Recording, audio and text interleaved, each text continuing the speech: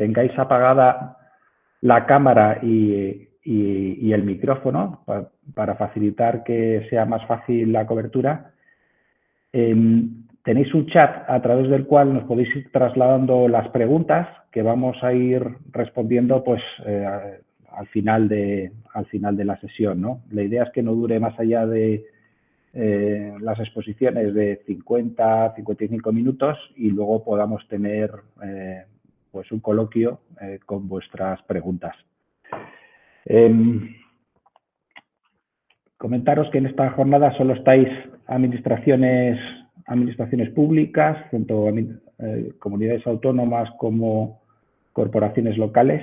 La orientación es fundamentalmente a las administraciones territoriales y están dentro de las jornadas que seguimos manteniendo con vosotros, fundamentalmente a través de los equipos de Hacienda y de Economía. Y el objetivo es iniciar una serie de sesiones en las que ir abordando aspectos que resulten de interés para vuestra actividad, ¿no? Tanto en la parte más hacendística como de promoción económica, ¿no? Así como de política financiera. Pues iremos actualizando con el programa que vayamos teniendo en próximas semanas. La idea es que cada 15 días os vayamos invitando a sesiones pues más o menos de esta duración, ¿no? Como 50 minutos de exposición y luego coloquio, ¿no? Por lo tanto, estamos abiertos a vuestras dudas, comentarios, sugerencias para ir incluyendo otros temas en este ciclo, ¿no? La próxima será la semana que viene, no, la siguiente dejaremos 15 días para tampoco atosigaros y que somos conscientes de que el ritmo de videollamadas no está siendo fácil de encajar en estas situaciones, ¿no? Pero la próxima la centraremos en el endeudamiento y la política financiera. Y luego ya, pues a través de los correos, pues ya nos vais diciendo si hay otras personas que puedan estar interesadas, además de vosotros como receptores, para poderles incluir dentro de este ciclo, ¿no? Centrándonos más ya voy a compartir la presentación, centrándonos ya en el objetivo de la que hoy empezamos. La primera la queríamos centrar precisamente en el diseño de las medidas de apoyo a los agentes económicos, ¿no? La situación en la que estamos viviendo pues es excepcional y buena parte del foco se ha puesto en el reforzamiento de la financiación empresarial. Desde la Administración Central se ha puesto a disposición de las entidades financieras un canal, fundamentalmente a través del ICO, de avales para financiar necesidades, sobre todo de circulante, ¿no? Es verdad que dentro del paquete de medidas pues se ha hecho aplazamiento de pago de impuestos, de líneas de financiación, bonificación de seguridad social, pero entendíamos que podía ser especialmente relevante centrarse en lo que es puramente el reforzamiento de la financiación empresarial, ¿no? Bueno, ya sabéis que se ha habilitado el cuarto tramo, ya son 84.500 millones, 80.000 a través de avales directos a las entidades financieras, 4.000 a través de pagarés que salgan al MARF y 500 millones a través del reforzamiento de CERSA, ¿no? Hasta ahora, y con los últimos datos que se han ido conociendo, sabéis que el ICO los va publicando, pues se han avalado alrededor de 400.000 operaciones, 2/3 han sido en pymes y 1/3 en grandes empresas. Por volumen, estamos hablando en torno a 50.000, algo más, 50.800 millones de operaciones de financiación avalada a través de este canal, ¿no? Esto es lo que se ha hecho a través de la Administración Central y por la relación y las reuniones que hemos mantenido con vosotros, la inquietud está en cómo complementar este canal. por experiencia de otros, por ejemplo, de la anterior crisis, donde también se habilitaron instrumentos con un objetivo nacional, al final las medidas no llegan.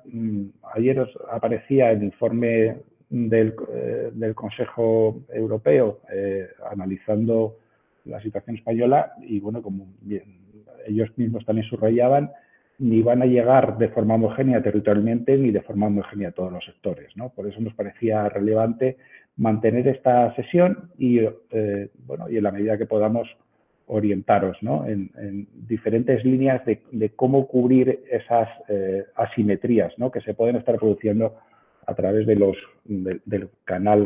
gran canal de los avales del ICO, ¿no?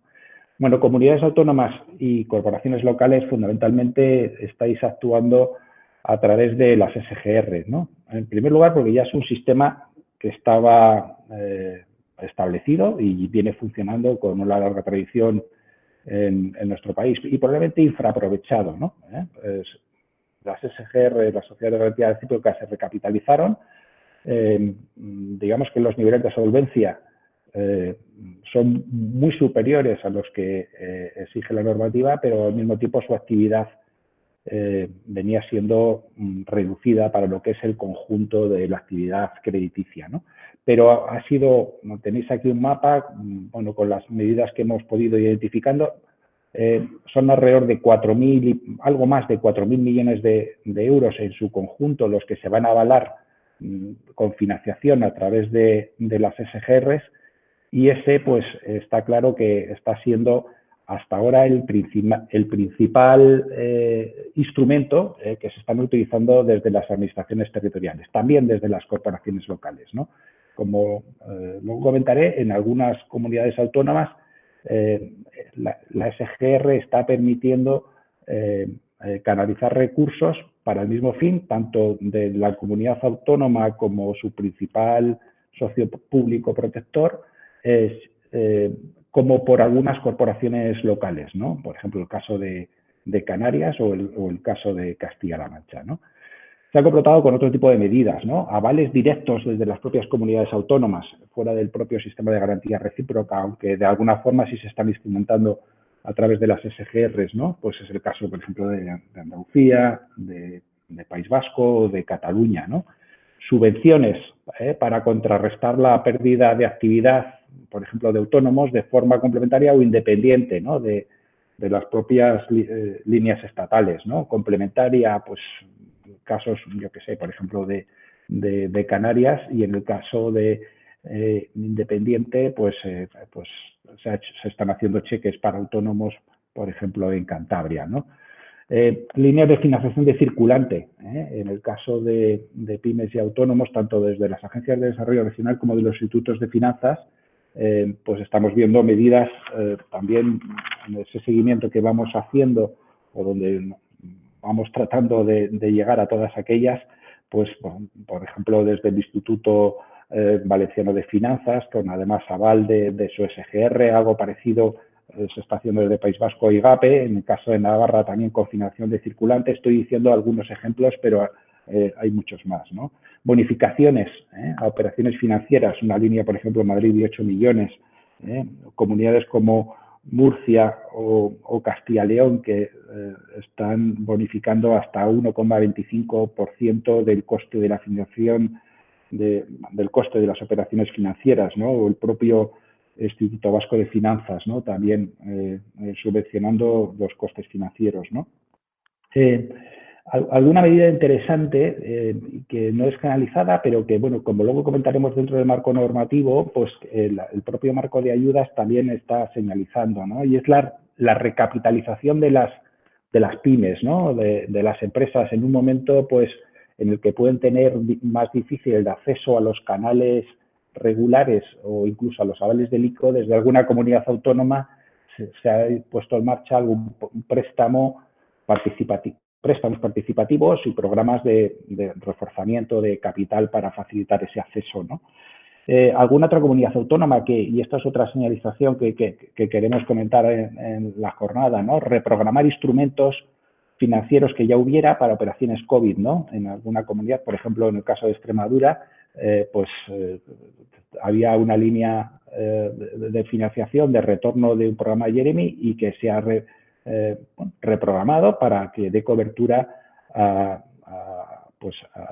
la financiación circulante de pymes, ¿no? Más bien de micropymes, ¿no? O programas más específicos para determinados sectores, ¿no? El cultural, el turístico, bien a través de la SGR especializada que es CREA, o programas más específicos de financiación directa, ¿no? Es decir, es un conjunto de medidas que, bueno, queremos analizar en el marco general con vosotros, y el objetivo de esta jornada, como veréis, vamos a tener 3 intervenciones, una primera de María Romero, enfocado más al análisis micro de lo que está sucediendo por territorios y esa diferenciación que estamos viendo de impacto. Un segundo bloque en el que, bueno, seguramente que muchos de vosotros lo conocéis, hemos hecho también alguna nota que os hemos enviado, pero en el que os queremos poner de manifiesto que el marco normativo es más amplio y más flexible que el que veníamos teniendo con el marco, al marco de ayudas de Estado que ya teníamos, se añade un marco temporal que en general se está utilizando poco, pero que es mucho más flexible y amplio en cuanto a importes, ¿no? Y luego, otro de los instrumentos que tenéis especialmente en las administraciones regionales es la capacidad de gestión de fondos europeos en un contexto, pues, de mayor flexibilidad, y sobre el que también enfatizaba el informe ayer del Consejo en las recomendaciones sobre, bueno, pues sobre nuestro plan de estabilidad y nuestro plan de reformas, ¿no? Y algo que también nos parece interesante es que aquellas comunidades que teníais instrumentos financieros ya diseñados, os ha permitido, a pesar de las dificultades de gestión y de implementación, después de haber venido con una larga tradición de subvenciones, pues ha sido más fácil reorientarlos a programas de urgencia, como los que hemos tenido en estas últimas semanas, y tratar de reubicar o reenfocar los objetivos, ¿no? Vienen periodos en donde el presupuesto comunitario va a tener mucha más relevancia de lo que veníamos teniendo hasta ahora. Sabéis que está en marcha un fondo de recuperación europeo. En buena medida el BEI va a ser canalizador de una parte importante de esas ayudas, pero también la propia capacidad del presupuesto comunitario, ¿no? Y ahí entendemos que buscarán fórmulas de llegar al territorio, y entendemos que los propios instrumentos financieros sobre los que ya venimos trabajando con muchos de vosotros, pues permite agilizar esa capacidad, ¿no? de llegada, pues, a vuestro tejido productivo, ¿no? Bueno, y estos son los objetivos de la jornada, y sin más, pues vamos a ir dando paso a cada una de estas pequeñas píldoras que vamos a ir comentando. Primero va a intervenir María Romero, luego va a intervenir Irene Piedra comentando precisamente ese marco de ayudas de Estado, y después Ricardo Pedraz, más orientado a una gestión más flexible de fondos europeos. Y después, pues, ya vendrá el turno de preguntas, para lo que os sugiero que a través del chat podáis ir escribiendo las preguntas a las que iremos teniendo acceso, y al final de esta sesión, pues, trataremos de ir respondiéndola. Muchas gracias, María. Compartes tu pantalla. Gracias. Gracias, César. Vamos a ver un momentito.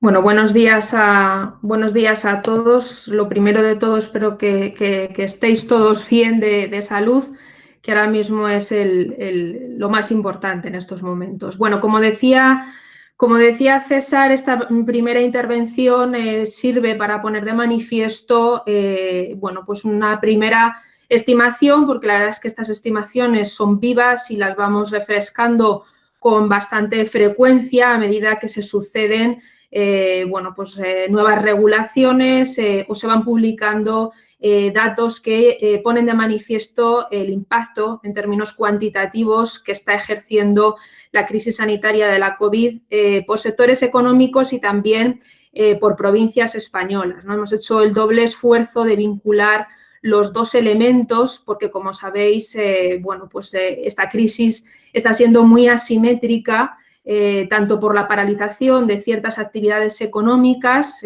algunas de ellas ya comienzan a retomarse, algunas incluso se han anticipado en las últimas semanas, y luego por provincias, porque sucede que con las diferentes fases del proceso de desescalada, la reactivación económica se está produciendo también de forma desigual, con lo cual el grado de especialización productiva de cada una de las provincias a estos sectores económicos es muy determinante también del impacto económico y en términos también del mercado de trabajo que hemos ido estimando desde AFI, que nos gustaría compartir con vosotros las primeras estimaciones.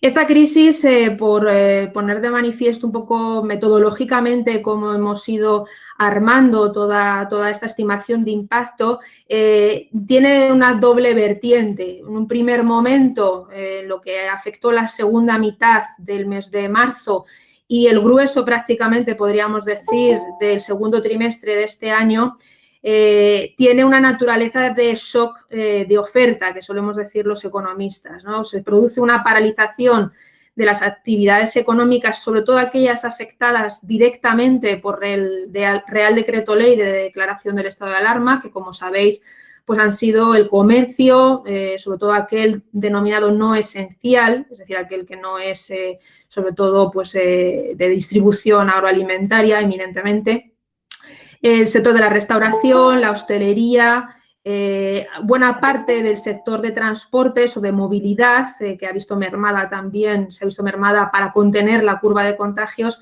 y las actividades de ocio y culturales, ¿no? Que son, digamos, las actividades que han paralizado su actividad durante 2 meses prácticamente, y en algunos casos, como decía, se puede incluso dilatar hasta los 2 meses y medio, casi 3, ¿no? Desde el primer momento, desde AFI, empezamos a monitorizar el grado de envergadura de cuántos trabajadores podían verse suspendidos sus contratos, ¿no? Y nuestras estimaciones arrojaban un orden de magnitud pues muy relevante, ¿no? Fíjense, por ejemplo, que pues nosotros en las estimaciones estimábamos alrededor de 4,5 millones que podríamos distribuir entre 2,6 millones de forma directa, es decir, recogidos en esas actividades económicas que se paralizaban, y casi 2 millones más de forma indirecta, precisamente por los eslabonamientos o los efectos de arrastre que ejercen estos sectores paralizados directamente sobre el resto de su cadena de producción. Esto viene a representar casi un 24%, uno de cada 4 afiliados, de los afiliados que había en febrero, previo a esta crisis de la COVID, podían verse afectados. Finalmente, bueno, con datos que conocemos y que el SEPE ha dado a conocer a toda la comunidad, ¿no? en abril del 2020, pues se sitúa esta cifra en 3,2 millones, ¿no? Pero con una distribución, que es donde queríamos poner el foco, muy asimétrica por sectores, ¿no? Fíjense que, pues como cabría esperar, el sector de comercio, reparaciones, transporte, ahí también está el sector de la restauración y de la hostelería, concentraba una buena parte, más de 2 millones de puestos de trabajo que se veían afectados. Y por aludir a 2 en particular, el comercio y la hostelería casi concentraban 1 millón cada una de estas actividades económicas. Eso ejerce un efecto indirecto sobre otras actividades económicas, como comentábamos, ¿no? Lo que pasa es que en términos absolutos, pues fíjense que el resto de actividades económicas afectadas, sobre todo industriales, algunos servicios y sector primario, que no vieron paralizada su actividad o que la vieron paralizada puntualmente durante esas 2 semanas de trabajo remunerado, pues tanto en términos absolutos como sobre todo en términos relativos, el impacto es mucho más contenido que el que, por ejemplo, hemos observado en el sector más afectado directamente, ¿no? por esa paralización de su actividad. Y esto, en definitiva, responde, como comentábamos con anterioridad, a la regulación, ¿no? Por el Real Decreto Ley de declaración del estado de alarma se paralizaban estas actividades hasta nueva orden, ¿no? Ahora ya con las fases de desescalada se van reactivando progresivamente y se van levantando todas esas restricciones, como digo, de forma simétrica también por territorio, según la evolución que está teniendo la pandemia, ¿no? Y esto también respondía, como comentaba con anterioridad, a los eslabonamientos, en definitiva, a los efectos de arrastre y la pertenencia a las cadenas de valor, ¿no? En el caso del comercio, el transporte, la hostelería, la restauración, se trata de un sector económico con mucho peso sobre el conjunto de nuestra economía y casi con independencia del territorio al que se refiera, salvo en el caso del sector turístico, que es verdad que en algunos territorios tiene un peso mayor. Bueno, pues es un sector que tiene unos efectos de arrastre muy parecidos a los de la media sectorial, que es la que nos marca esta cruz que pueden ver en este gráfico, ¿no? Si este shock de oferta, esa paralización, se hubiera producido en sectores, por ejemplo, industriales, los efectos negativos que hubiera ejercido esta crisis sobre la cadena de valor, tanto de proveedores como de clientes, hubiera tenido unos efectos en términos indirectos más negativos, si cabe, que en la paralización del comercio, transporte y estas actividades. Solo que sucede que, como digo, en este caso, el efecto directo, el peso directo, la relevancia que tienen estos sectores es manifiestamente mayor que otras actividades consideradas clave por su ubicación dentro de la cadena, como es el caso de la industria, ¿no? Por eso, bueno, pues nos sorprende en ese ejercicio de realizar el cruce entre el impacto sectorial y el impacto territorial,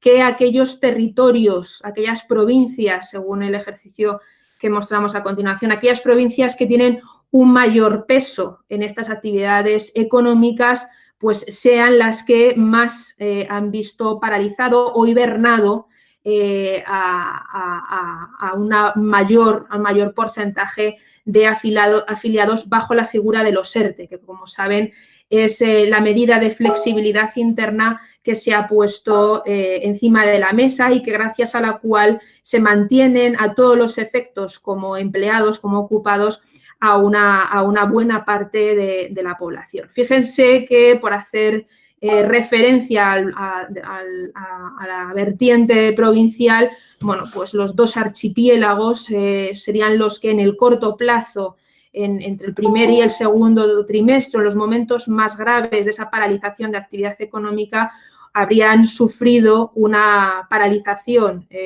o una suspensión de sus contratos laborales mayores. En el caso de Canarias, por ejemplo, supera el 35% de su masa trabajadora. Recuérdese que para el conjunto de España estamos hablando del orden del 25%. En el caso de Baleares se estima alrededor del 30% y luego pues, provincias bañadas por el arco del Mediterráneo generalmente, destacando pues Málaga y Alicante, ¿no? Que casi rozan ese 30% de trabajadores cuyo contrato se ha suspendido temporalmente. El impacto en términos de actividad económica, bueno, pues guarda una estrecha relación con la paralización, la suspensión de los contratos de trabajo. En definitiva, son horas que estos trabajadores no han trabajado, valga la redundancia, ¿no? Durante pues 60, 70, incluso 80 días, ¿no? que está durando el confinamiento. Según nuestras estimaciones, eso supone para el conjunto del país alrededor de 63.000 millones de euros que tanto de forma directa como indirecta no se han generado, ¿no? Y eso supone una merma que, si la comparamos con el año anterior, pues estamos hablando de una caída del orden del 20%, rozando ese 20%. Muy concentrada en el segundo trimestre, como comentábamos con anterioridad y como puede observarse también en este gráfico, porque el primer trimestre se vio afectado muy, muy tímidamente, ¿no? Por esas dos últimas semanas del trimestre, dado que los dos primeros meses pues, seguían manteniendo una tendencia positiva y tendente hacia la desaceleración, como veníamos observando en el conjunto de la economía española. También, como no podía ser de otra manera, en términos de detalle territorial y haciendo ese cruce sectorial y territorial, pues vemos cómo nuevamente pues los dos archipiélagos y los territorios del arco del Mediterráneo son los más afectados, básicamente por su mayor orientación o su mayor especialización hacia estos sectores que se han visto mucho más afectados por la crisis de la COVID y por la paralización de sus actividades. Con lo cual, para compartir una estimación de qué esperamos que ocurra en el 2020, aun cuando estas previsiones están sujetas, como digo, a mucha incertidumbre y será necesario ir refrescando qué sucede y qué esperamos que suceda en función de todos los ingredientes y todos los indicadores, todas las regulaciones que se vayan poniendo encima de la mesa, pues vemos cómo la dispersión se puede mantener, ¿no? Y pensamos que se pueda mantener al menos durante este año, ¿no? Es verdad que la recuperación de la actividad prevista para el tercer y el cuarto trimestre de este año, pues probablemente no sea suficiente como para volver a la casilla de salida, si me permiten la expresión, del cuarto trimestre del 19 y, bueno, pues eso provocará que aquellos territorios que estacionalmente, bueno, pues se vean más afectados también por la no recuperación de la demanda, que es el shock al que nos vamos a enfrentar a partir de ahora, la merma de la renta y la no recuperación de la demanda tanto interna de los hogares, sobre todo el consumo de los hogares que hagan de bienes y servicios, sobre todo los turísticos, teniendo enfrente la campaña turística, y también de la externa, la demanda procedente desde el exterior, hará que algunas regiones españolas pues, no se recuperen de forma tan vigorosa como la media española, ¿no? Para el caso de la media española, por compartir las previsiones, estamos esperando una caída de la actividad del 8,9% y fíjense cómo hay territorios, bueno, esperamos, por ejemplo, para el caso de los dos archipiélagos, una merma este año que puede situarse por encima del 11%. Y, bueno, el caso de Andalucía, Murcia, Madrid, incluso La Rioja, rozando o llegando a alcanzar ese 10% de merma, como digo, superior a lo que esperamos para el conjunto del país, ¿no? Con lo cual, en términos de planificación estratégica, pues pensamos que ahora más que nunca es muy relevante contar con proyecciones de escenarios por sectores y por provincias y mezclando las dos incluso, porque la asimetría que se ha demostrado hasta ahora esperamos que se mantenga en los próximos meses y será también muy relevante ir actualizando con cierta frecuencia, mensual o incluso trimestral, en el momento en los que podamos contar con muchos más indicadores, para poder dibujar escenarios temporales, pues de aquí, desde el tercer trimestre hasta el cuarto trimestre del 23, que es el momento en el que más o menos esperamos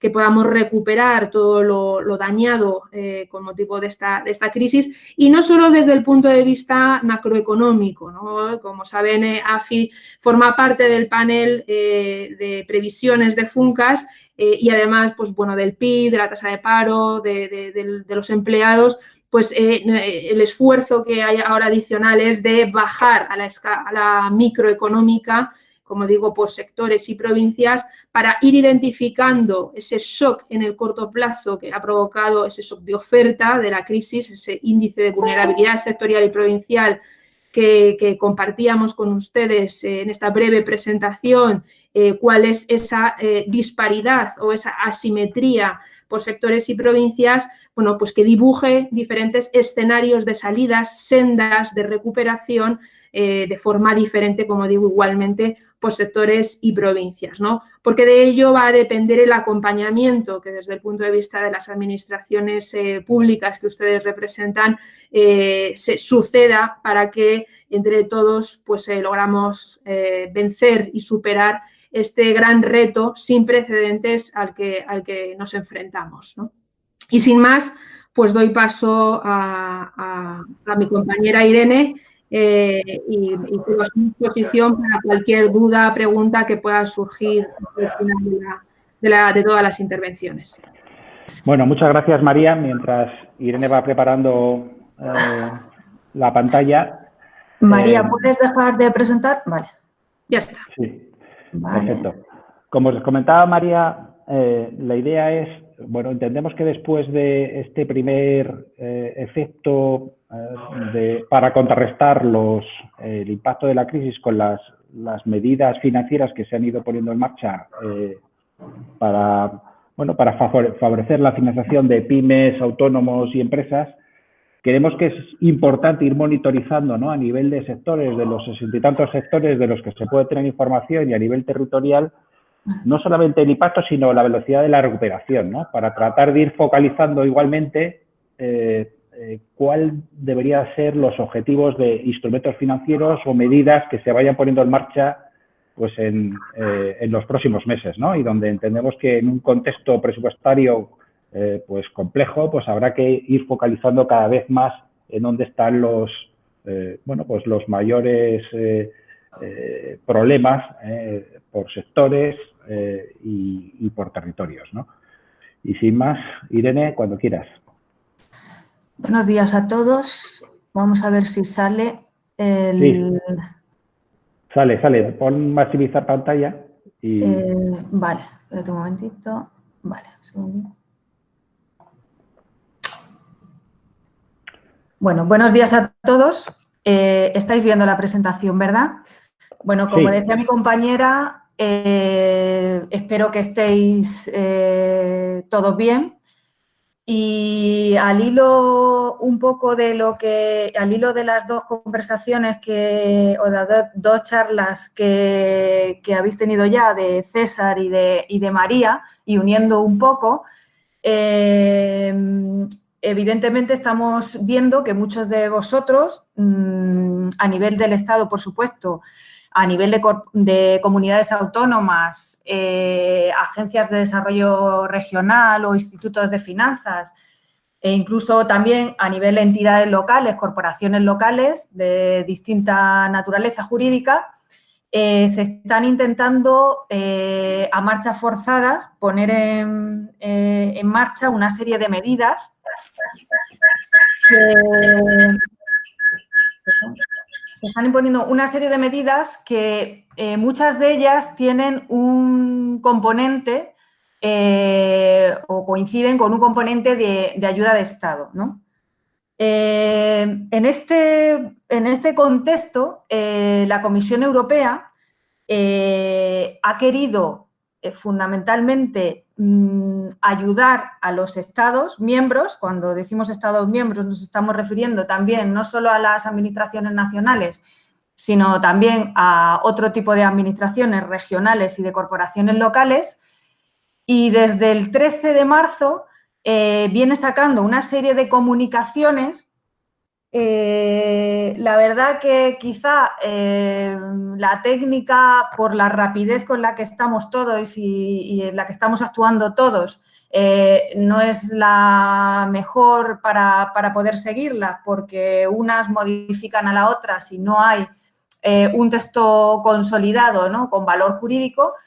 Pero lo interesante es que desde el primer momento la Comisión Europea está diciendo o está marcando los caminos que podríamos seguir, siendo conscientes de que los presupuestos, tanto de la Administración General del Estado como del resto de administraciones, van a tener que estar ahí para apoyar fundamentalmente a las empresas, también a los ciudadanos y sobre todo a los ciudadanos, pero mucho a las empresas y sobre todo a la pequeña y mediana empresa y al autónomo, ¿no? Entonces, en esta exposición lo que vamos a pretender es dar un abanico o intentar clarificar cuáles son todas esas direcciones que podemos tomar a la hora de configurar o implantar alguna medida que lleve un componente de ayuda de Estado, porque, como decía César, estamos percibiendo que, bueno, en muchas ocasiones no estamos aprovechando todos los instrumentos o herramientas que se están poniendo a nuestra disposición y la flexibilización de ese marco normativo que está poniendo a disposición la propia Unión Europea, ¿no? En esa serie de comunicaciones que luego veremos y que vamos a exponer a continuación, en las líneas que se están trazando, la comisión lo primero que dice es, mirad, os voy a dar ejemplos de medidas que podéis implantar y que no llevan un componente de ayuda de Estado y que, por lo tanto, podéis implantar sin ningún tipo de notificación ni de aprobación de la Comisión Europea. En este tipo de medidas tenemos que las medidas que sean completamente genéricas, que sean generales para todas las empresas, en las que no se distingan sectores, no se distinga tipo de empresa, y que sean genéricas para todos, tipo aplazamiento de pago de impuestos o cotizaciones a la seguridad social, nos está diciendo la Comisión Europea, no entran dentro del concepto de ayuda estatal y, por lo tanto, podrían implantarse sin notificar a la Comisión, ¿vale? Luego hacemos alguna apreciación sobre esto. Y luego, fundamentalmente, la Comisión está diciendo, en el propio Tratado de Funcionamiento de la Unión Europea, en el artículo 107, concretamente, básicamente, en los apartados 2 y 3, hay dos vías que, sin habilitar nada más, podrían utilizarse, ¿vale?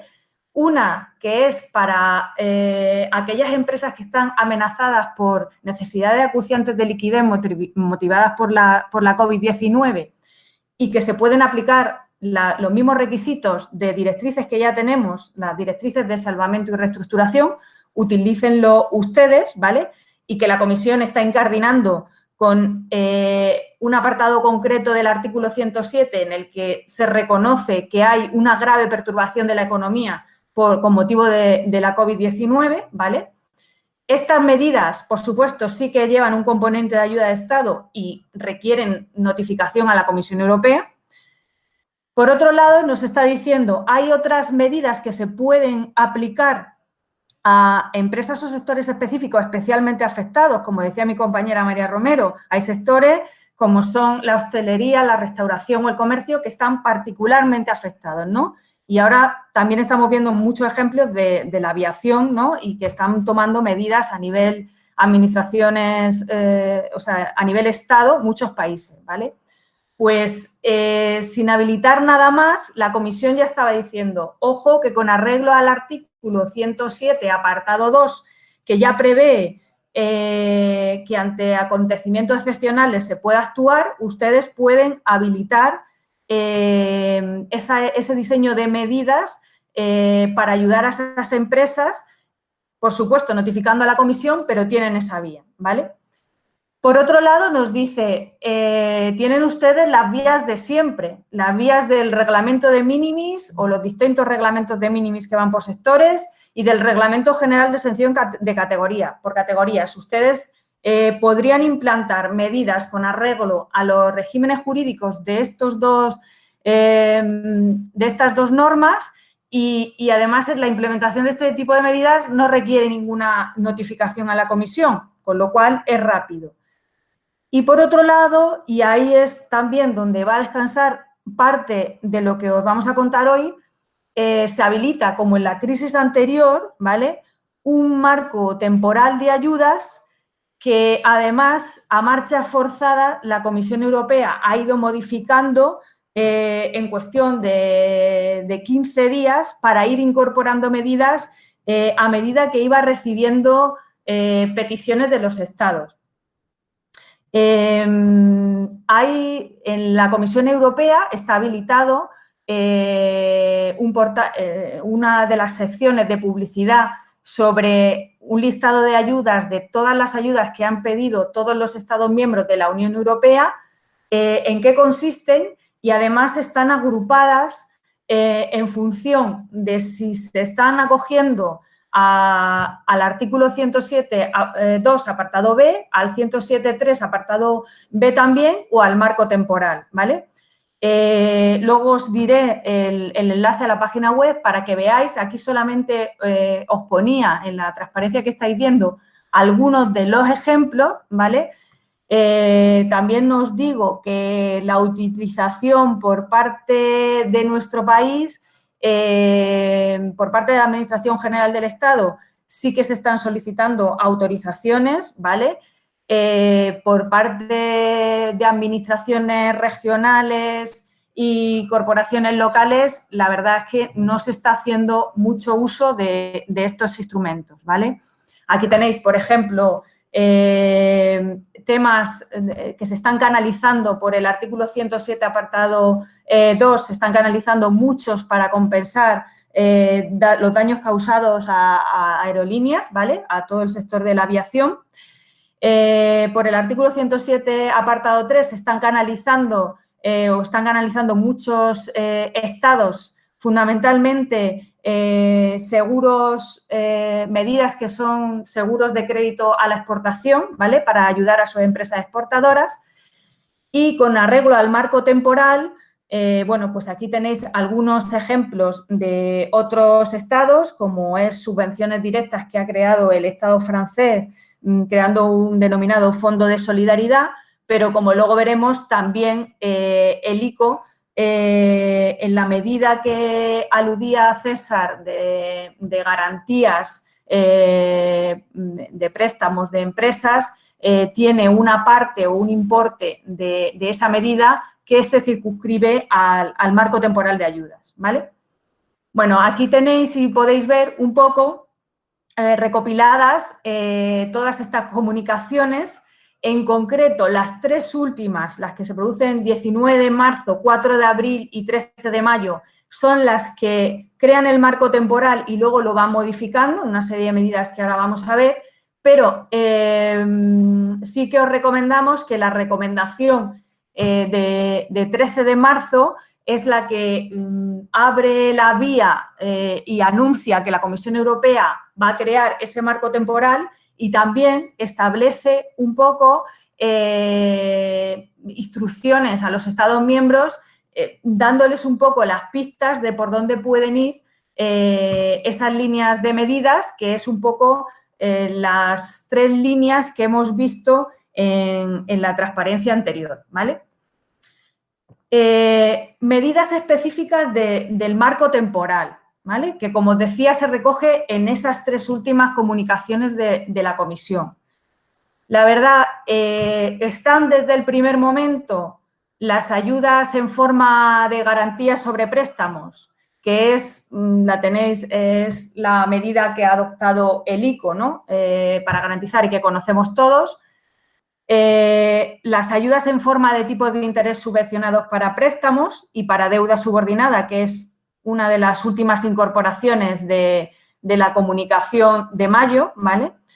El seguro de crédito a la exportación a corto plazo, ayudas a la investigación y el desarrollo relacionado con el COVID, ayuda a la inversión destinada a infraestructuras de ensayo y ampliación de escala también vinculado con la COVID-19, ayuda en forma de aplazamientos de pago de impuestos y consideraciones a la seguridad social, ayudas en forma de subsidios salariales y medidas de recapitalización. Vamos a ver, aunque no vamos a entrar y en las comunicaciones se pormenoriza un poco todas las características, sí deciros que algunas de las notas que sí que tenéis que tener en cuenta o que son de interés, que por ejemplo, en lo que son subvenciones directas o anticipos reembolsables, se está autorizando unos importes globales máximos bastante amplios, que son de 800.000 euros en general para todos los sectores, salvo sector de pesca, acuicultura y agricultura, ¿vale? Que son límites más bajos. Que las ayudas en forma de garantía sobre préstamos y tipos de interés subvencionados, con respecto a lo que se permite a través del reglamento de minimis, supone que si el Estado está en condiciones de igualdad o la Administración está en condiciones de igualdad con el resto de operadores respecto a pérdidas, se puede llegar a cubrir hasta el 90% del riesgo, ¿vale? Baja hasta el 35% si las primeras pérdidas se imputan a la Administración General del Estado, ¿vale? Importante, todas las ayudas que se crean o las medidas que se crean marco después de la segunda modificación del marco temporal, se viene a reforzar prácticamente subvenciones de costes directos subvencionables con lo que es toda la ayuda a la I+D, ¿vale?, relacionada con el COVID-19, a todo lo que son inversiones destinadas a infraestructuras de ensayo y demás, y a lo que es toda la producción de productos muy vinculados con el COVID-19, que se ha visto que no teníamos prácticamente plantas de producción aquí en España.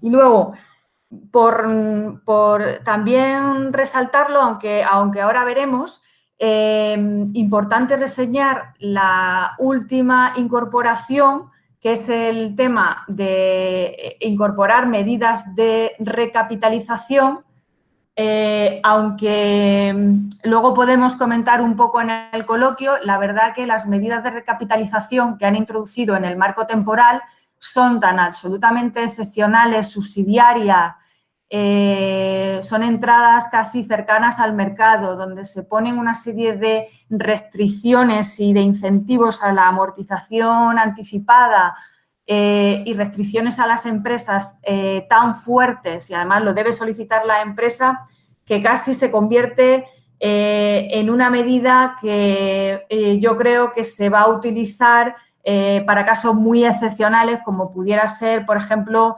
medidas que se están viendo ahora en el sector de la aviación, que están tomando países como Alemania, como Francia, etcétera, ¿vale?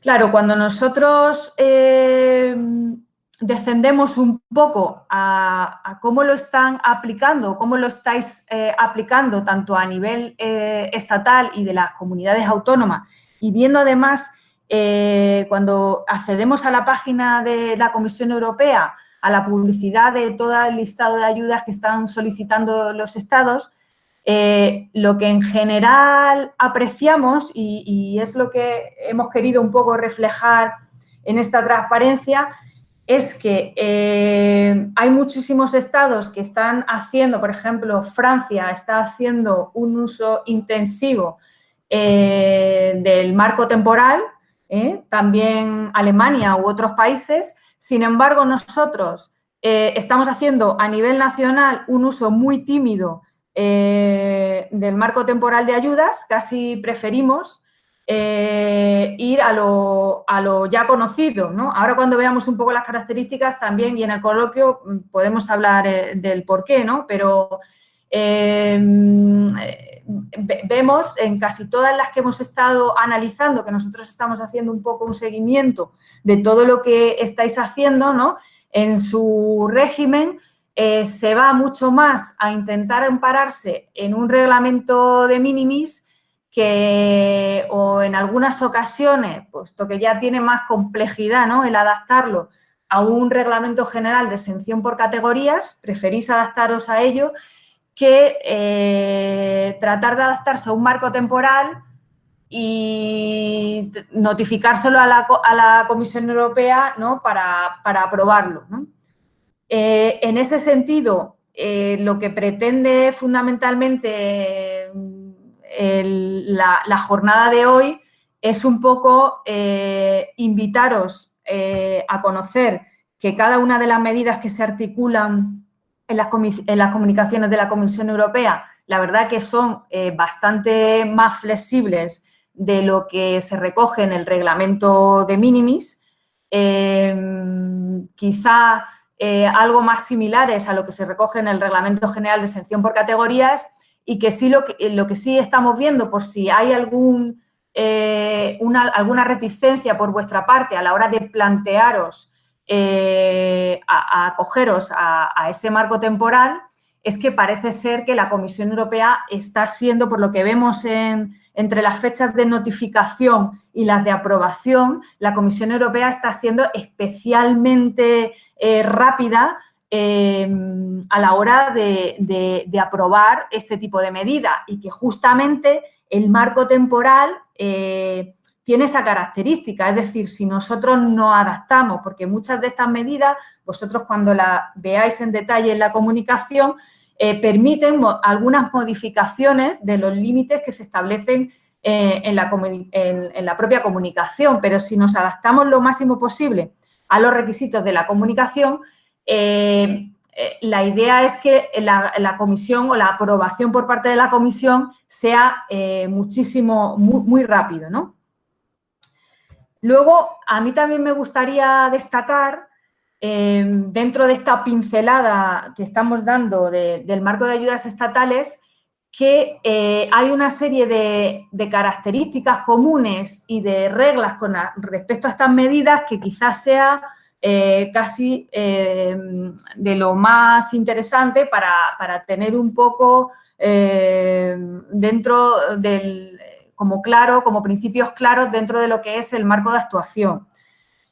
Pues, por un lado, reglas de acumulación. Sobre las reglas de acumulación, además, la Comisión Europea en las distintas comunicaciones se ha ido rectificando a sí misma, yo creo que porque la primera comunicación, la verdad que quedaba, y lo comentábamos a algunos compañeros del área, quedaba demasiado indeterminada, indefinida y casi no concordaba con las reglas establecidas en reglamento de mínimi y reglamento de exención por categoría, lo que eran las reglas de acumulación. Pero pensar que como regla máxima, estas medidas del marco temporal podrían acumularse entre sí con algunas particularidades que ahora vemos, y además incluso con ayudas del reglamento del minimis y del reglamento de exención por categorías, ¿vale? Siempre respetando las normas, ¿vale?, que se establecen en esta normativa, ¿eh? En cuanto a estas excepciones a las reglas de acumulación, pues cuando concurren ayudas en forma de garantía sobre préstamos y bonificaciones de tipo de interés para préstamos, lo que sí te dice es que, bueno, parece lógico, ¿no?, que no se puede acumular para el mismo préstamo, ¿vale? Sí que se puede acumular para otros préstamos, pero siempre que el importe global del préstamo no supere unos límites que están establecidos en la comunicación.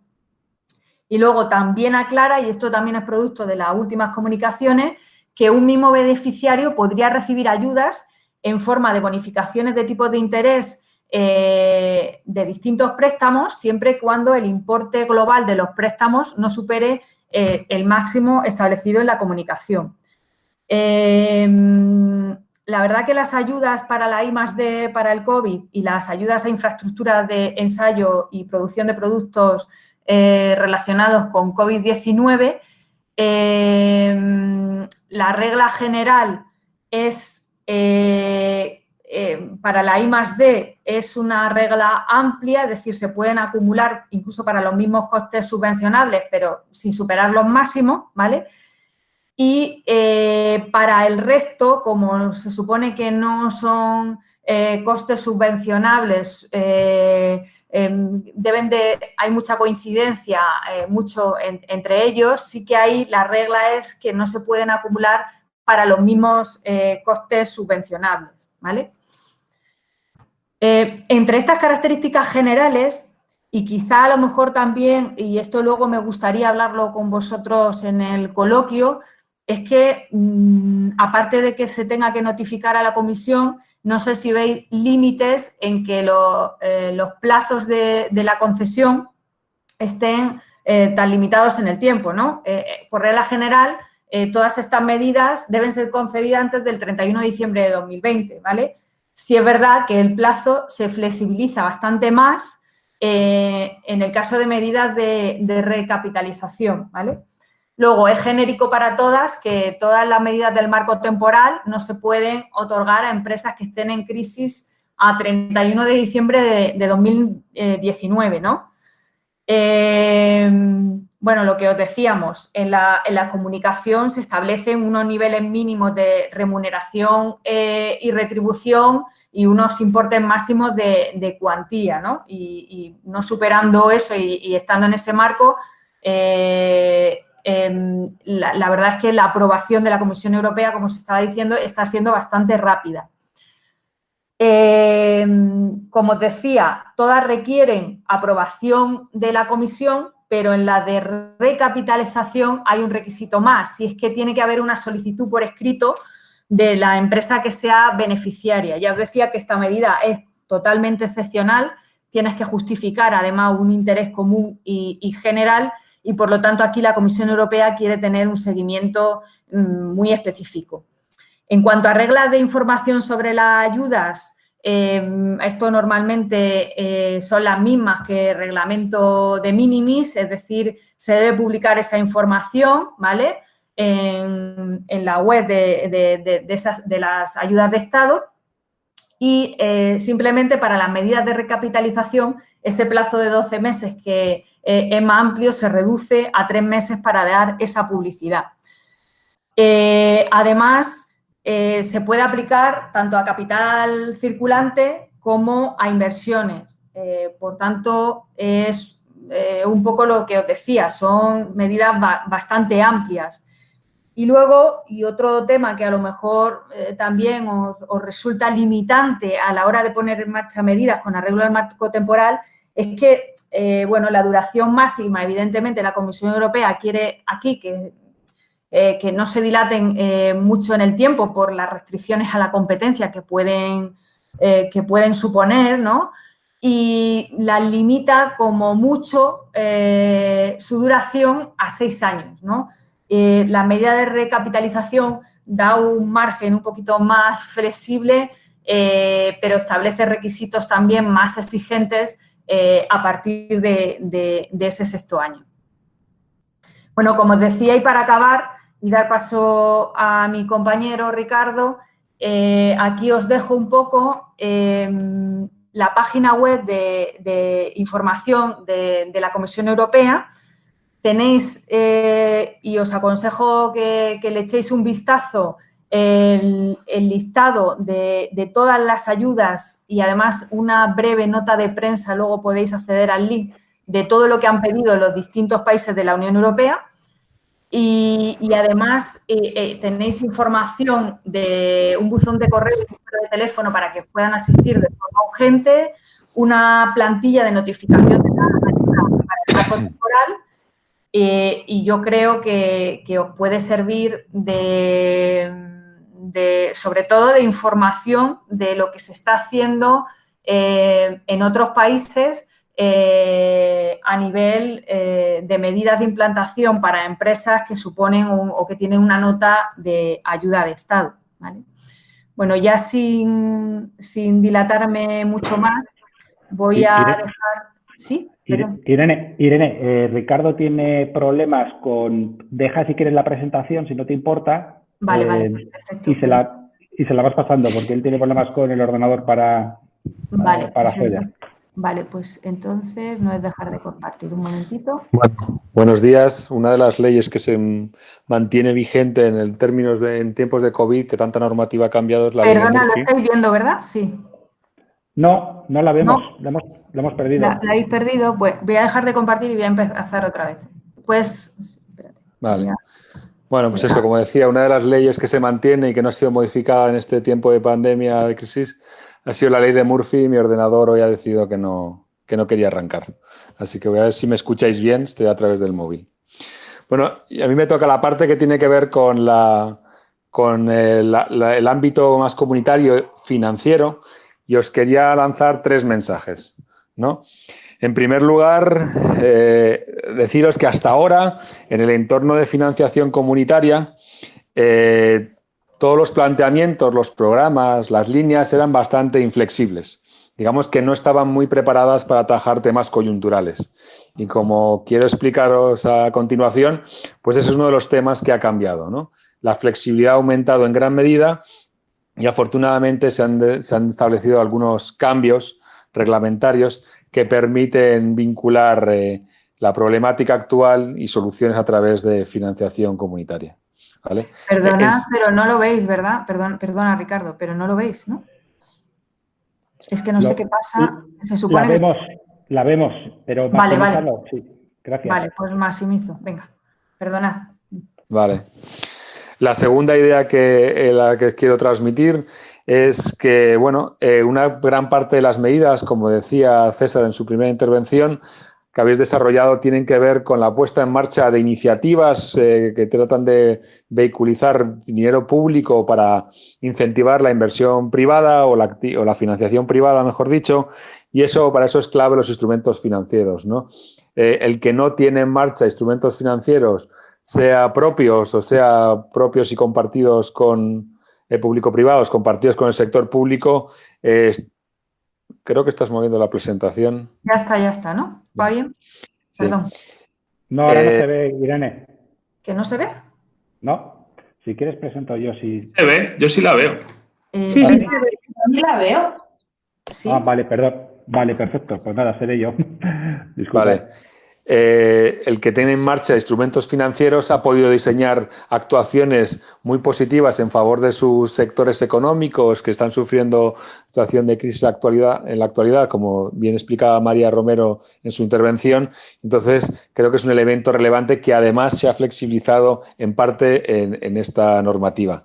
Y la tercera idea que os quiero contar de antemano y que voy a reforzar en mi presentación, pues es que en el entorno de los próximos meses e incluso años, el único ámbito en el que va a crecer la financiación disponible parece ser que es el comunitario, dadas las posibles restricciones que pueda haber a largo plazo en el ámbito nacional, ¿no? Pero lo que está claro es que en el ámbito comunitario sí que va a haber un crecimiento que viene dado por una serie de líneas que se han puesto en marcha y que a priori, a futuro, nuevas se van a poder poner también en marcha, ¿no? Procedo ya con la presentación, si queréis.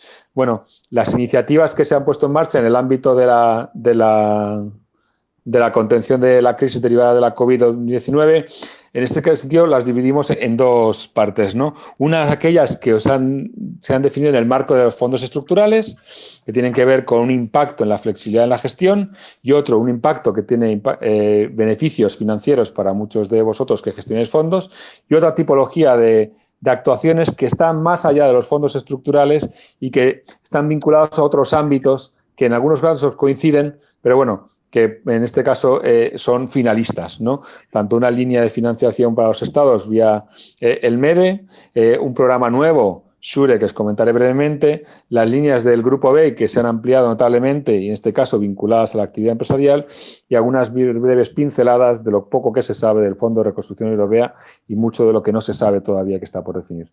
Por favor, Irene, ¿puedes continuar? Gracias.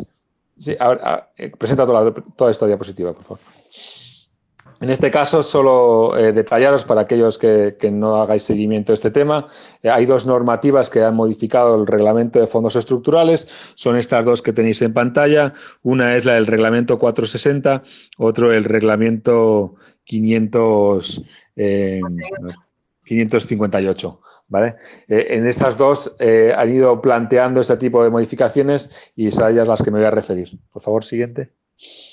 En este caso, estas modificaciones lo que plantean es algo que parecía una entelequia hasta ahora en el tema de fondos estructurales, y es permitir una adaptación, uno, rápida y dos, contundente en lo mucho o poco que tiene de capacidad los fondos estructurales para muchos de vosotros, ¿no? Hasta ahora era impensable, con las rigideces y burocracias que tenían los fondos estructurales, poder realizar este tipo de modificaciones, ¿no? Y con la suma de estas dos normativas, lo que se permite es, en cuanto a la flexibilidad, uno, eximir a los Estados miembros de esa necesaria concentración temática que obligaban en los reglamentos al inicio del programa del periodo de programación. Recordad que muchos de ellos teníais concentradísimo las actuaciones en unos ámbitos que teníais problemas para ejecutar, porque la demanda, digamos, las necesidades de atención desde el sector público no coincidían con esa concentración temática, que ahora mismo con la nueva normativa, digamos, que queda en el aire completamente y desaparece el requisito relacionado con este ámbito, ¿no? Otro elemento de flexibilidad es la puesta en marcha de instrumentos financieros. Se simplifica para aquellos que lo quieran poner en marcha a partir de ahora, ¿no? Incluso la modificación de dichos requisitos previos, que pasa por una evaluación de mercado inicial, esa evaluación ex ante que muchos ya tenéis desarrollada, pues bueno, se exime la actualización de las mismas para adaptarla a la situación actual, que se requiere de cambios en los instrumentos diseñados para atender principalmente las necesidades de liquidez que antes se podían atender, pero de manera muy parcial y en entornos que vinculados a los proyectos a nuevas inversiones, ampliaciones, expansiones o inversiones. ¿Okay? También se eximen estos casos que tienen que ver con la financiación al circulante a empresas a través de instrumentos financieros, de la necesidad de que las empresas presenten planes de empresa específicos para ello. Simplemente va de suave la necesidad y se asume que es para eso, para lo que se utilizará, y se simplifica enormemente los requisitos de gestión y control que van asociados a ellos, ¿no? Otro elemento de flexibilidad es el que se aparecerá dentro de unos años en el cierre de los programas. Recordad que es cuando se cierran las cuentas, digamos, del total, y se permitía una escasa modificación de los programas aprobados previamente, de tal manera que los excesos de uno ligeramente podían compensar los menor ejecución en otros, pero era muy ligera, ¿no? En este caso se aumenta hasta un 10%, que llegado el caso puede llegar a ser relevante, aunque bueno, realmente hay otras medidas que lo son mucho más, ¿no?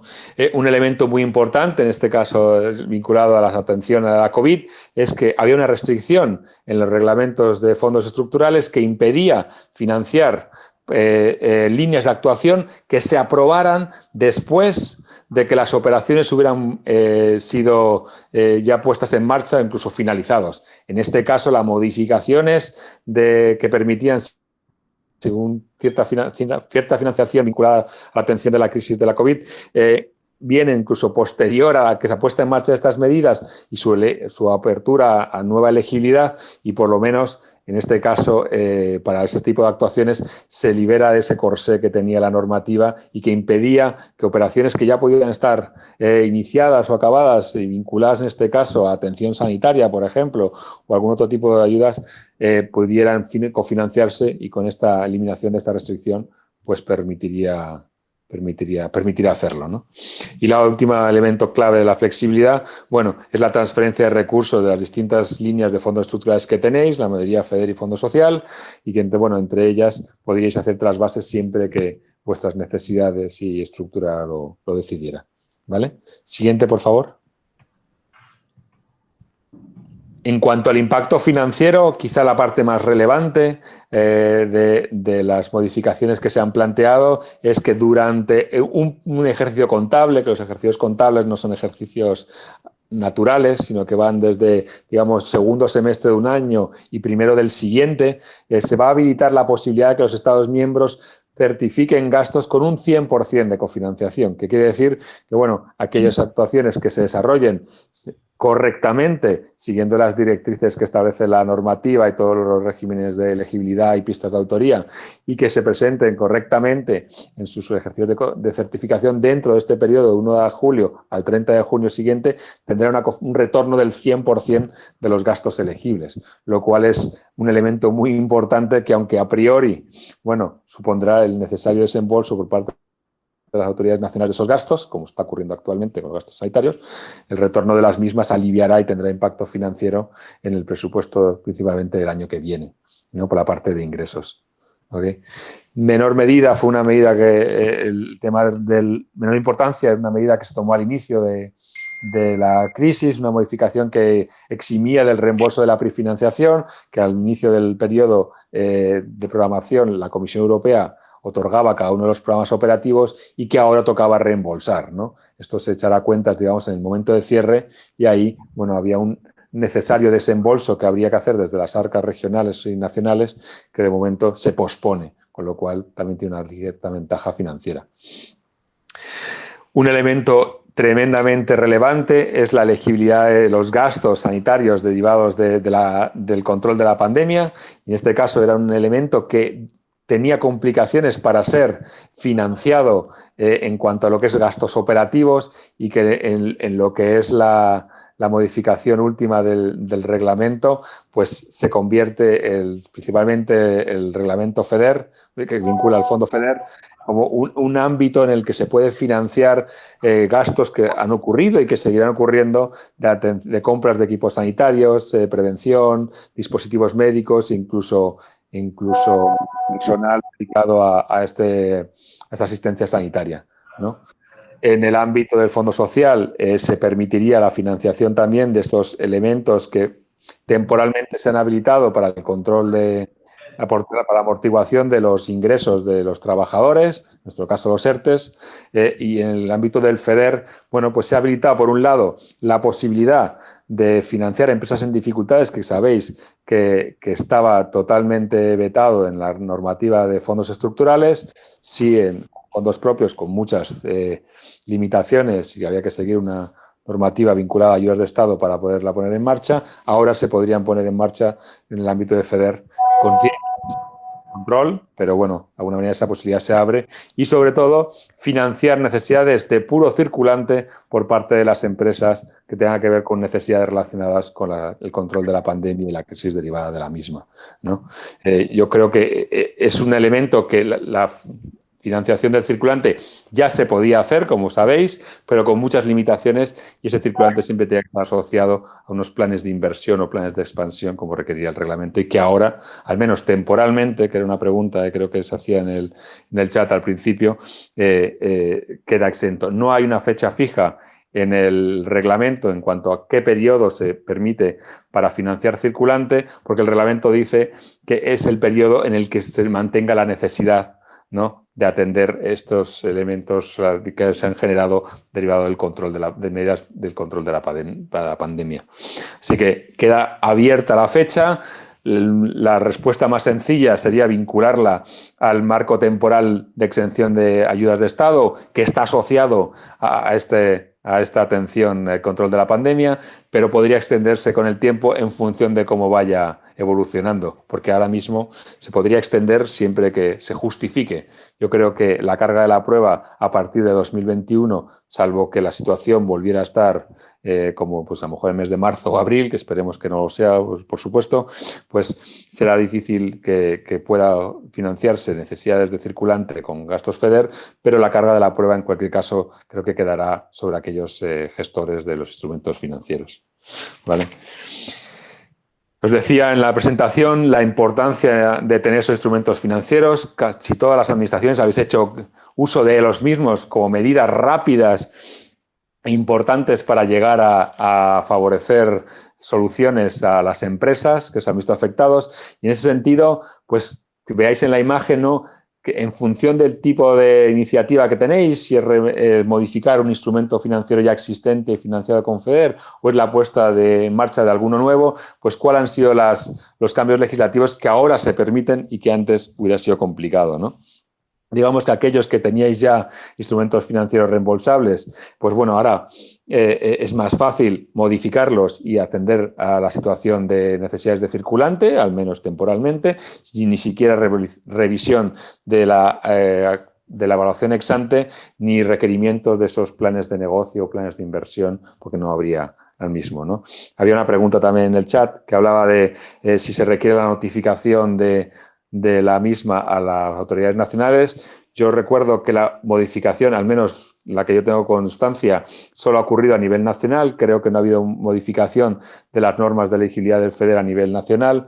Es verdad que no hay un requisito específico en las mismas que establezca la necesidad de notificar o esperar a la aprobación por parte de la autoridad de gestión de estas modificaciones de los instrumentos financieros, pero es verdad que la notificación yo creo que es un elemento que sería con una aprobación automática, pero que habría que hacer por el cumplimiento de las normativas actualmente vigentes a nivel nacional, porque esa notificación no está regida por las normas comunitarias, solo por las normas nacionales. ¿Vale? Si queréis luego comentamos más adelante. Aquellos que queráis poner en marcha nuevos instrumentos o reconducir los mismos que tenéis, bueno, pues en la parte de nuevos instrumentos que sepáis que se simplifica la necesidad de hacer esa evaluación ex ante, pero que sigue siendo necesaria, aunque se permita dedicar esos instrumentos financieros exclusivamente también a esas necesidades de circulante en el tiempo que dure la necesidad. Siguiente diapositiva, por favor. Y la tercera idea que os trasladaba es cómo queda el marco financiero europeo, que hasta ahora era un marco muy estático, poco flexible y que permitía poco atención a los elementos coyunturales. La siguiente diapositiva, por favor, Irene. Gracias. Y en este caso sí que se ha adaptado con bastante rapidez y ha permitido nuevas líneas y a futuro, como luego veréis al final, quizá un incremento del presupuesto comunitario al que habrá que tener mucha atención porque parece ser que desde luego será el que de manera más importante aumentará la dotación porque las restricciones a nivel nacional, regional y local pues pueden mantenerse, ¿no?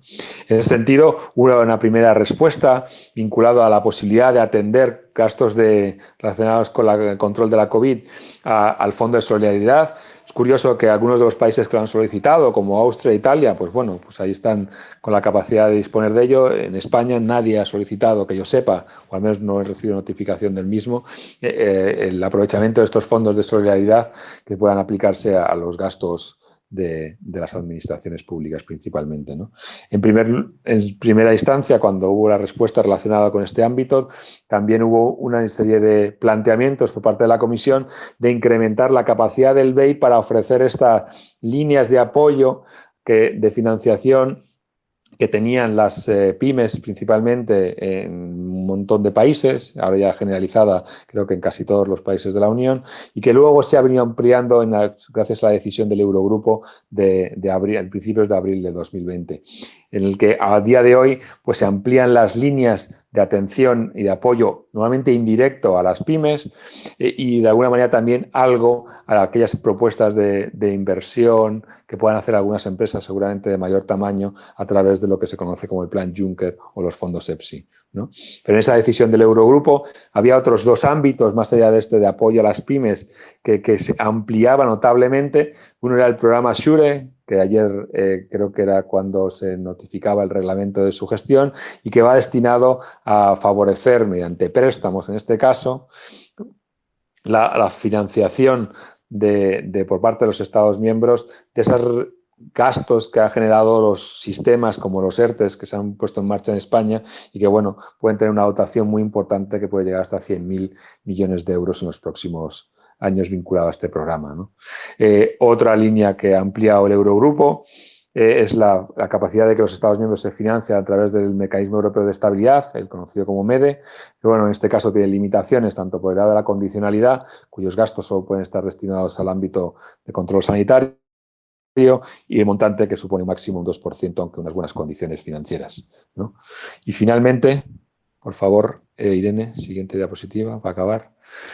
El Fondo de Recuperación Europeo no está aprobado, está en debate y en gran medida está en un debate que todavía no conocemos los detalles, ¿no?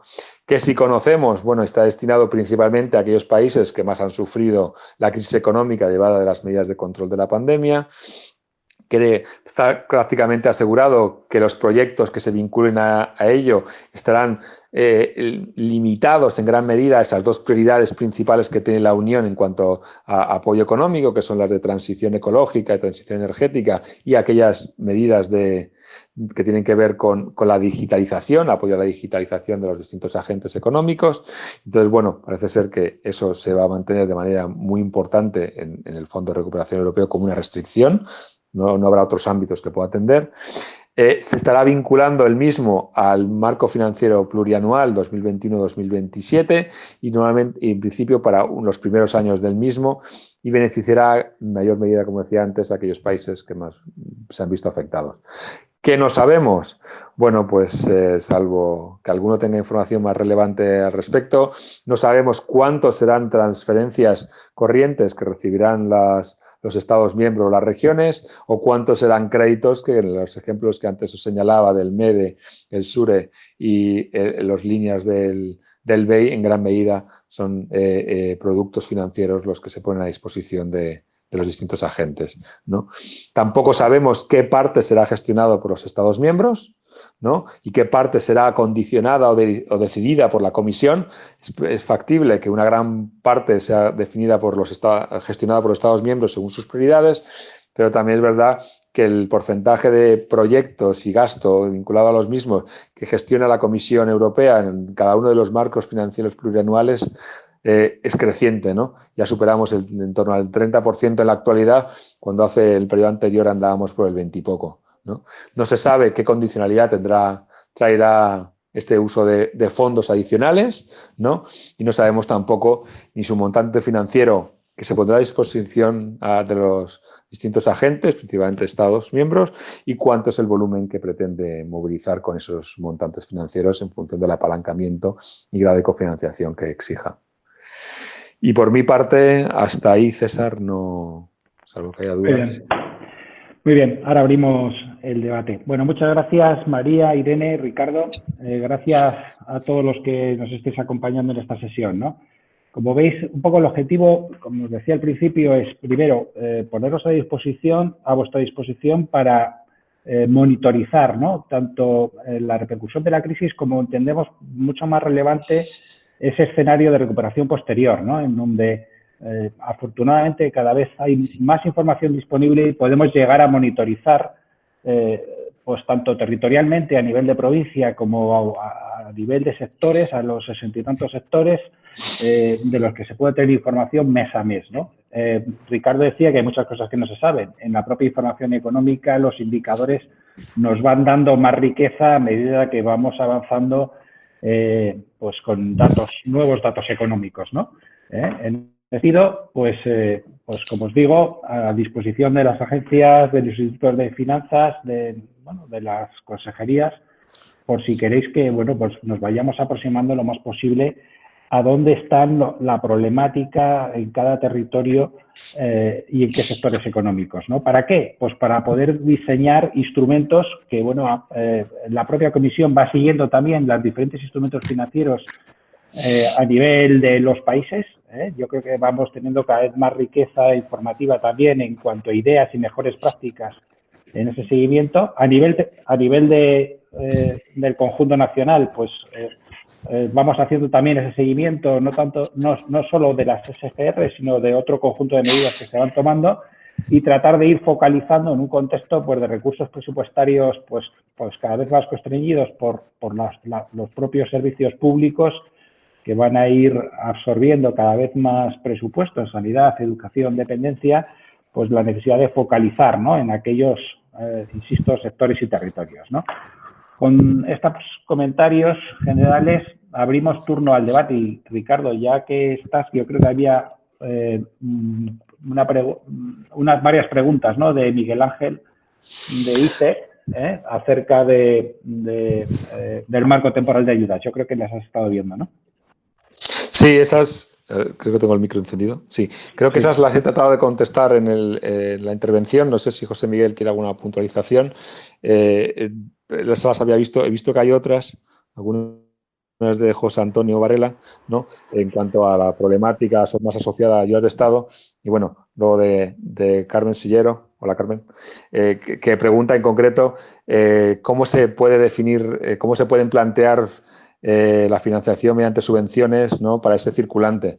Yo creo que ahí lo primero que tendríais que hacer es decidir si queréis atender de manera global a cualquier tipo de entidad o queréis centraros en algún tipo de sector, ¿no? Y yo creo que la presentación de María Romero al principio quedaba claro que hay una prioridad que puede estar en aquellos sectores que están más afectados por la crisis, ¿no? Como puede ser el sector del comercio y el turismo, o aquellos que pueden tener un mayor arrastre y, por lo tanto, pueden llegar a impulsar la actividad económica, ¿no? Yo creo que las dos medidas pueden ser útiles. Y en ese sentido, tendríamos que ver cuál es la tipología de gastos de circulante que tienen esos sectores, porque son muy diferentes, ¿no? No es lo mismo el gasto del circulante del sector turismo que de una industria manufacturera que pueda tener mucho arrastre y que por ahí pueda justificarse, ¿no? Pero sería identificando esas partidas de gasto circulante que tienes por sectores y atender a través de ellas líneas de subvenciones que quieras poner en marcha.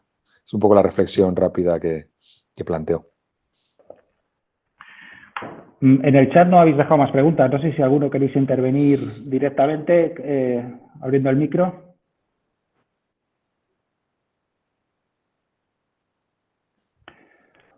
Bueno, como os decía, el objetivo es... Carmen, vale, perfecto, gracias, Carmen. El objetivo es, pues más o menos cada 15 días, cada 10 días, invitaros a estas jornadas pues de duración pues en torno a hora y media entre la presentación y el coloquio. La próxima la enfocaremos a endeudamiento y os invitaremos a todos a participar. Yo creo que será como miércoles o jueves de dentro de 2 semanas, ¿vale? Ya os lo anticipo, pero bueno, os lo mandaremos a través del canal habitual del que os hemos ido invitando también a esta jornada, ¿no?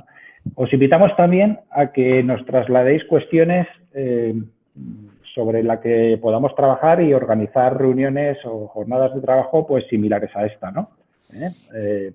Para, bueno, pues ir también dando respuesta a esas necesidades que vais viendo y que, bueno, pues ante una situación nueva como en la que estamos inmersos, ¿no? De la crisis del COVID, ¿no?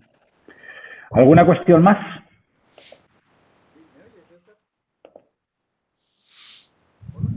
Sí, se oye muy bajito, no sé quién eres. Ernesto Llanes, de Canarias. ¿Perdón? Ernesto Llanes, de Canarias. Te oímos muy bajo, yo por lo menos, pero dinos la pregunta.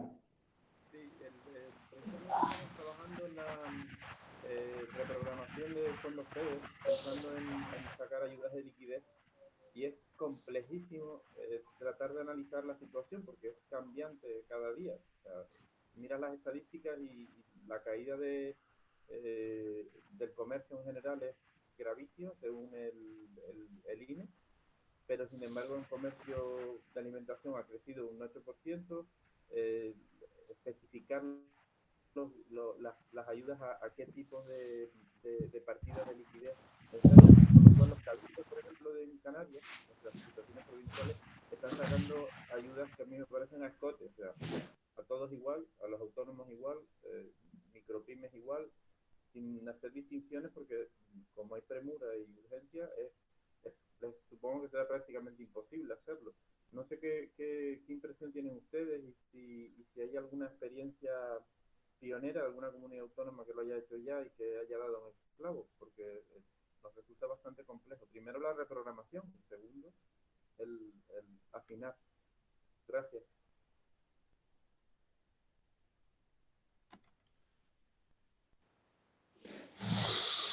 Yo puedo hacer un comentario sobre la reprogramación, pero sobre las líneas de circulante que se están impartiendo en otras comunidades autónomas, quizá tú, César, o alguien con más criterio pueda hacerlo, ¿no? En las líneas de reprogramación, yo creo que se van a dar muchas facilidades. El procedimiento es engorroso, es más o menos el mismo, pero un poquito más ágil. Pero creo que el planteamiento que hay desde la autoridad de gestión es concentrar mayoritariamente las actuaciones a reprogramar, no tanto en nuevas actuaciones en el ámbito económico, sino en el ámbito de cobertura de esos gastos sanitarios que se requieren para la pandemia, ¿no?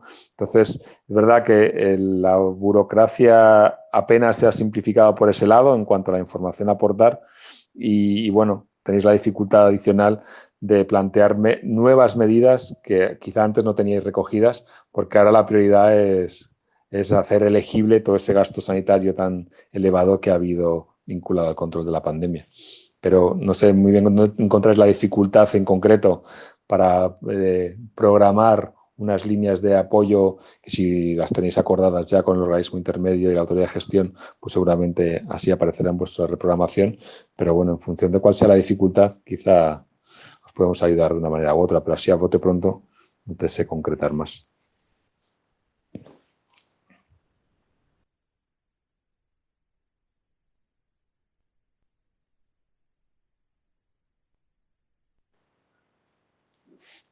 ¿Hola? Sí, la pregunta era fundamentalmente desde la perspectiva de diseño económico y empresarial. Porque sí, estamos centrados en lo sanitario ahora, pero calculo, como veo la actividad económica y como veo la calle que está jugándose, dentro de 15 días la prioridad va a ser la economía y las empresas. Entonces, diseñar una vale. liquidez, porque, por ejemplo, el Departamento de Comercio nos habla de sacar una ayuda de liquidez, pero claro, con el número de empresas comerciales que hay en Canarias, estamos hablando de una ayuda de 400 euros con los presupuestos actuales. Me parece ridículo. Una empresa con 400 euros. Es necesario afinar y acertar con las medidas y generar un efecto tractor en determinadas empresas, determinados sectores. Eso es lo complejo, eso es lo que se planteaba, pero Sí, entendiendo ahora la pregunta de otra forma, creo que la vincularía a lo mismo que le decía Carmen Sillero. Es decir, tenéis que primero decidir a qué tipo de sectores queréis concederla. Yo creo que merece la pena que sea selectivo en función de los daños que habéis tenido en vuestro sector económico y decidir sobre todo si focalizáis en aquellas empresas que pueden ser más tractoras o esos sectores más tractores o en aquellos que han sufrido más, que no siempre son los mismos, como bien mostraban las gráficas de datos que se han analizado desde AFI. Y luego ahí las necesidades de circulante por sector vuelven a ser diferentes porque las tipologías de gastos son diferentes y a nivel de elegibilidad de FEDER pues tenéis que tener claro cómo controlarlos. Entonces creo que tenéis que bajar ese escalón, que si lo hacéis con comercio pues tendrá una lógica y si se hace con otro tipo de sectores tendrá otra, pero yo creo que tenéis que bajar a ese nivel de detalle de qué ámbito queréis apoyar, si es circulante obviamente, qué tipo de gastos de circulante tienen esos sectores, porque es fácil, o sea, es fácil. Se puede identificar de acuerdo al análisis sectorial que se hace de las empresas, incluso histórico, de cuál es el gasto de circulante, en base a datos de registro mercantil, por ejemplo, que nosotros podemos hacer. Gracias, Ricardo. Nada, encantado. Disculpad, he perdido un momento la conexión, me he quedado sin cobertura. Yo no sé si hay alguna cuestión más pendiente. Bueno, a ver, creo que pregunta José Antonio Varela. La reprogramación de los programas operativos es para lograr Exacto. que la tasa de cofinanciación sea del 100%, gastos COVID u otro. Hay instrucciones de la autoridad Exacto. de gestión. Exacto, eso es lo que yo intento enfatizar y que José Antonio marca muy bien. Hay unas instrucciones de prioridades, de que gran parte de la reprogramación de gastos FEDER que se tiene que acometer ahora, incluso creo que la fecha tope es mañana, si no me equivoco, para presentar información al Ministerio, pues se presenta a nivel de programa, obviamente, no de línea, se concentre principalmente en aquello que tiene que ver con atender los gastos derivados de la pandemia, ¿no? Sean principalmente sanitarios, pero si hay otros también. Gracias, José Antonio. Perfecto. Oye, comentaros que vamos a enviaros a todos la presentación. He tenido varias consultas o por correo o a través de este medio. Os mandaremos ahora cuando acabemos la presentación y la sesión la estamos grabando. Lo comentamos también para los que inicialmente estaba previsto que asistieran y por lo que sea no se han podido conectar o para compañeros vuestros pues si lo que distribuís os ha parecido interesante, ¿no? Enviaremos las dos cosas. Muy bien, pues si no hay más cuestiones, pues agradeceros a todos la asistencia. Muchas gracias a los que habéis participado del equipo de AFI y estaremos en contacto para seguir manteniendo jornadas equivalentes a esta. Muchas gracias a todos y que tengáis buen día. Mucha salud.